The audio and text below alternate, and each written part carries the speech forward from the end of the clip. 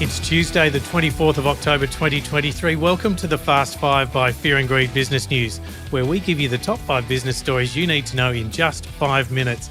I'm Adam Lang, and good morning, Sean Aylmer. Good morning, Adam. Sean, at story number 1, the ASX fell close to 1% yesterday to hit its lowest level in a year, with fears about the conflict in the Middle East hurting markets. Not helping our high bond yields either, Adam. The benchmark S&P ASX 200 lost 0.9% to finish at 6,844 points. There's a bad couple of days late last week, another one yesterday. 7 out of the 11 sectors were in the red. The major banks lost ground. Macquarie was higher, though. Some of the defensive stocks did okay. Woolies, CSL, Transurban and Coles. Otherwise, not so good. Now, the ASX is trading around the levels of November last year. It's down about 8% since its high in August. In actual fact, it's at the level where it was in November 2007. Now, that's probably a bit rough, lots of dividends paid, and I'm picking point to point. Still, not great. Sean, amongst that, coal and energy stocks really took a beating. South 32 flagged a 33% drop in coal production this quarter, and its share price fell nearly 3%. At least South 32 had a reason to fall. New Hope went ex-dividend. It had a reason too. It was down more than 8%. But otherwise, just a miserable day for the miners. The one exception was Whitehaven. It finished higher, and investors have been buying up ever since the coal group was announced as the preferred bidder for BHP's Queensland coal portfolio. Energy stocks are awful. Woodside was off more than 3%. Santos 2.5%. Beach Energy more than 4%. Lithium stocks didn't do so well. Pilbara Minerals was one of the worst performers yesterday. Mining services company Mineral Resources didn't do well. Bauxite and Alumina Group Alumina Limited and Nickel, Copper and Bauxite Group IGO were also among the worst performing stocks. BHP, Fortescue Metals and Rio, the big miners, they're all down around 2.5%. Another tough day at the ASX office. Story number 2, Sean. Medibank, Australia's largest health insurer, will trial a 4-day working week with no loss of pay. And if it continues, it will be one of the biggest changes to the working week in more than a century. Medibank's working with Macquarie University to complete a study of 250 employees, including those working part-time and in customer-facing roles.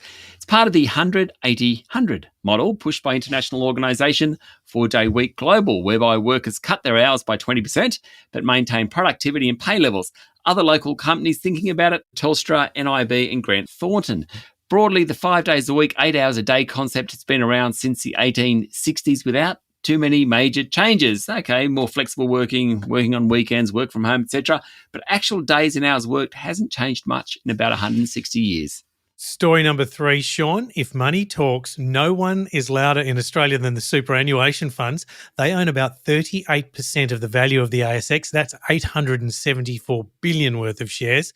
The retirement funds, as we kick into the full AGM season, are starting to throw their weight around. Sure are. The super funds are focusing on decent working conditions, secure contracts and sexual harassment. They won't be voting for motions if they're not happy. Climate change has been the number one issue in recent years, but the Australian Financial Review super fund CEO shows that funds' active engagement strategies are increasingly about workplace conditions. Now, the CEOs are all from industry super funds, obviously linked to unions. No surprise they're interested in workplace conditions. AusSuper, Hester, Rest Super and UniSuper all nominated workplace issues as key areas of engagement. Aware Super has held more than 200 meetings this year. Workplace concerns have been prominent in many of them. Still, climate change matters, a lot of engagement over that, and gender diversity. Story number 4, there was an extraordinary article in the Sydney Morning Herald and The Age yesterday that said secret tapes reveal Australian billionaire Anthony Pratt's incredible dealings with Donald Trump, and they include alleged disclosure of non-public details about US military action in Iraq and a private conversation with Iraq's leader.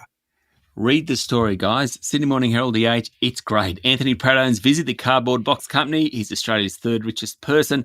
Revelations talk also about the $1 million promised payment to Trump's lawyer, Rudy Giuliani, and financial dealings with then Prince Charles in the hope he would be king. The tapes, along with internal documents from Pratt's company Visi and briefings from over a dozen sources in the US and Australia, reveal how Pratt uses money to gain access to power. Pratt gained access to Trump by spending hundreds of thousands of dollars on membership and event fees at the ex-president's private Florida club, Mar-a-Lago. I love the quote that's allegedly on the tape. From Pratt, "My superpower is that I'm rich, so I'm useful to him," right? He was talking about Prince Charles. I like that quote.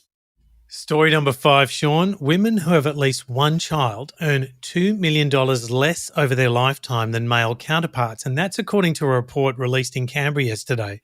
The report, chaired by businesswoman Sam Mostyn, calls for urgent legislative changes to end economic inequality between men and women. The problem is costing the economy about $128 billion a year. The report found women's earnings are reduced by an average of 55% across the initial 5 years of parenting a first child.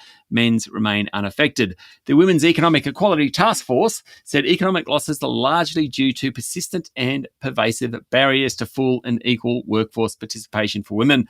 The report recommends doubling government-funded paid parental leave to 52 weeks, encourages men to use it, also calls for legislation to guarantee pension payments on all forms of paid parental leave. That's it, the top 5 business stories in 5 minutes. Thank you, Sean. Thank you, Adam. It's Tuesday, the 24th of October, 2023. Remember to hit follow on the podcast. And if 5 minutes of business news isn't enough, then find our longer podcast called Fear and Greed Business News on your favourite podcast platform. I'm Adam Lang, and that was the Fast 5 by Fear and Greed Business News. Have a great day.